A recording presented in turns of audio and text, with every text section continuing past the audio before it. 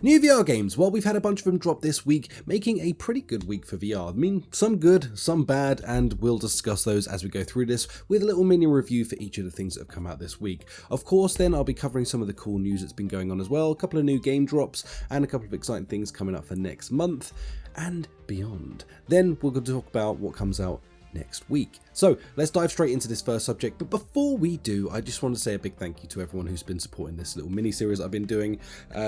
Honestly, this feels like it's going to become a staple of the channel now, where I get to do like mini reviews on everything that's come out, talking about these little bits of news, of nuggets, keeping it very gaming related though.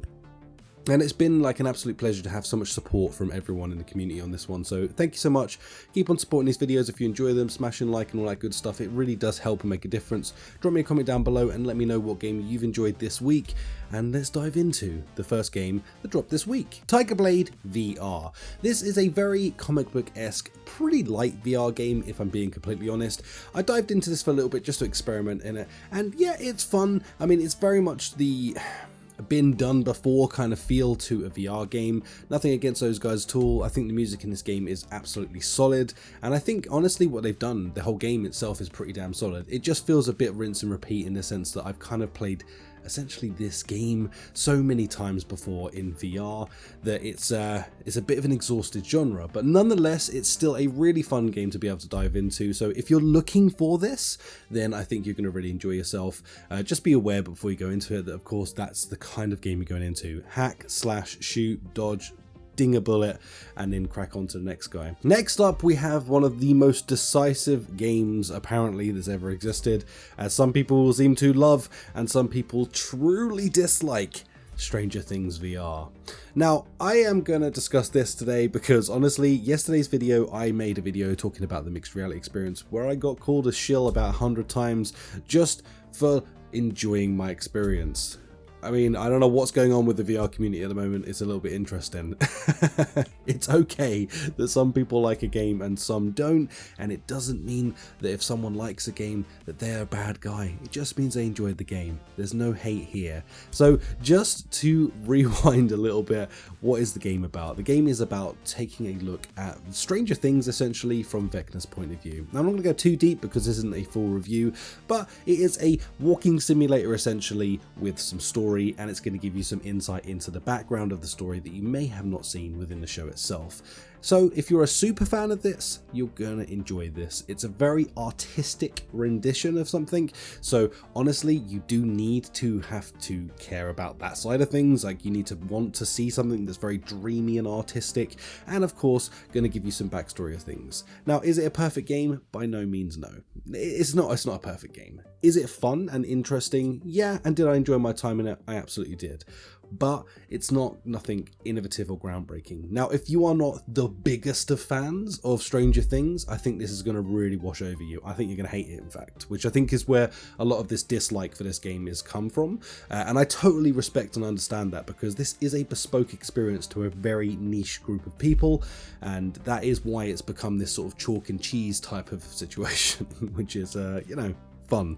But all I will say is, for future, if one person likes the game and one doesn't, it doesn't mean one of them's wrong. You know, just chill. We're all different people, and my advice, as always with any of these games, is don't just watch my videos on something, watch multiples videos, and then make up your mind before you make that purchase, because that way you're going to be the most informed from someone who likes and dislikes it, and reasons for why each of them feel that way. Just bear that in mind before we get like the pitchforks out and the flaming sticks and start hunting people down, calling them shills, and you know, oh god, it's just because you love meta. Like, chill, bro.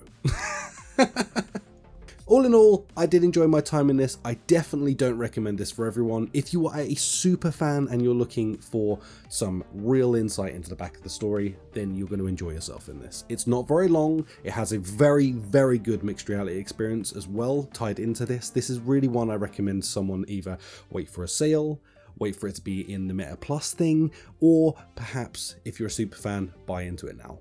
But that is that. Be warned, you now know my feelings on this game. And last but not least, a bit of a strange drop out of nowhere, but Breathedge VR, a chicken something, a clucking tail or whatever it is, dropped this week as well. Honestly, this is a very cool game. I played this in flat years ago on PC. Really enjoyed myself, an absolutely great game. They've made a new bespoke little tale for it in virtual reality, which has been an absolutely blast playthrough. I have not finished this game yet. I've only really jumped in for about an hour, so this is a very early look at the game. Genuinely, I'm enjoying myself so far. It's very whimsical, fun, and silly, and that honestly is exactly what I need sometimes, and just feels a bit different than anything else I've played in VR recently, as there is just not the typical tropes of VR games.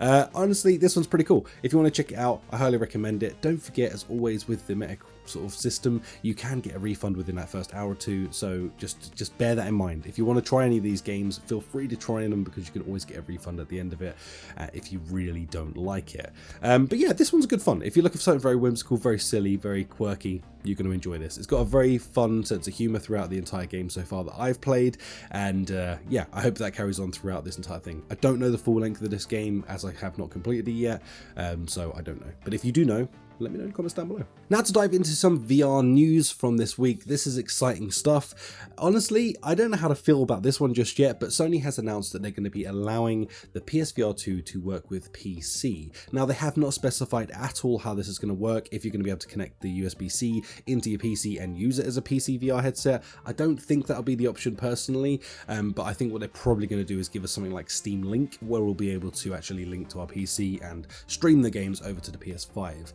They haven't actually specified anything yet. They've just said PC. So does that mean PC VR games? We don't know exactly. Does that mean that you're going to be able to play Half-Life Alyx on PS5 finally? I don't know. And will it utilize things like adaptive triggers? Probably not. So I'm very interested to see what their approach is going to be to this, but for all we know right now is the fact that they have announced that this is going to be coming, and this is good news for most PSVR 2 players, because you might dust off that headset and actually use it, which would be good. Next up was a surprise announcement for Zombie Army VR. I absolutely love Zombie Army as a game, and it's going to be really, really fun to be able to jump into and play. The only things that I don't know just yet is whether it's multiplayer or co-op. I really think this game kind of needs to have a co-op feature, a minimum, because that's kind of what made the original great, is having 4 of you in there going absolutely ham on some zomzoms, but it didn't allude to that at all in the trailer, and perhaps they will as they get closer to its release. Either way, this looks really cool, very polished trailer, and I'm really, really excited to jump into this. I mean, yes, I know, another zombie wave shooter, but personally, I like the IP of this one, which is why I'm interested and want to be able to jump into it, because it has that fun factor of, you know, shooting a zombie through the head, getting the X-ray kills, and of course all the fun things that come with this game in particular. So running around in this time period is always fun, and blasting the living snot out of zombies, you know, it just doesn't get old, but it's fun. Next up, Wanderer finally gets a release date, and I know a ton of you are excited to hear this news because you asked me a lot in the comments. It's going to be dropping in June. Now, that is an official hard lock on that month, so I am really, really excited for this. I mean, genuinely, this is a fantastic looking reimagining of a game that we've already played before. If you're unfamiliar with what this is, it is a game with time travel, story-driven narrative, good, a solid game all round. I'm just so excited to be able to have this really blow up for them. I hope so, because it's going to be dropping on all platforms. They've got like a really high-end looking experience going across everything.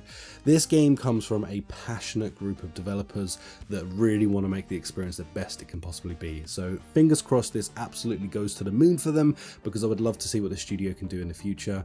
So keep your eyes peeled, and finally we have a month that it's coming out.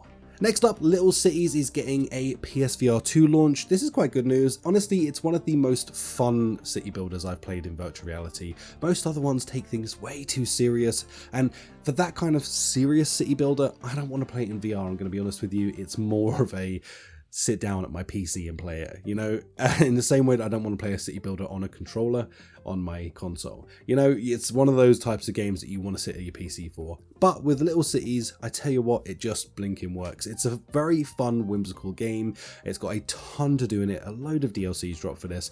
It genuinely is my favorite city builder in VR. I've enjoyed myself every single time I get in there to spend some time in there. It looks gorgeous aesthetically, and I just think this is a good one. So this is a really good bit of news for any PSVR 2 players, because not only are you getting a good game, it's got a ton of hours to be able to burn into this game and enjoy yourself. So if you're looking for a city builder, please do pick up this one. You're going to enjoy yourself. It's good blinking fun. Now, I alluded to there being some new releases coming out next week, There's not. There is one game that's going to be dropping next week, but it's under embargo, so I can't tell you what it is yet.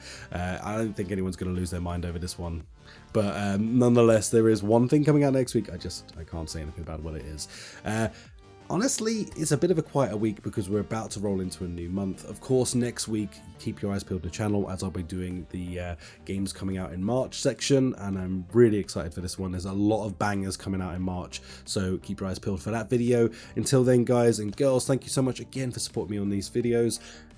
Smash like, I'd appreciate it. And of course, subscribe if you are new, and I'll catch you in the next one. Thanks so much. Bye!